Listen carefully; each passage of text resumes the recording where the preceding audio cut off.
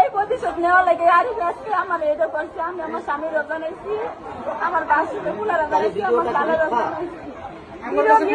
আমরা সবাই আমার কাছে আইসুন, সবাই আমার দেখতেছুন। যে লোকে মনে করেন আমার এই বদনামারি করছে আর সারা বদনামারি করছে, সেই লোকের একবার খালি আমার সামনে আনুন, আমি হেরে শিখাই।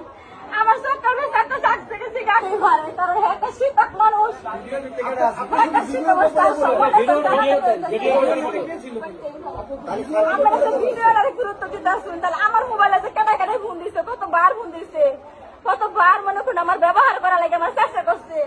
তাহলে হেরা আমার কেলে কি কারণে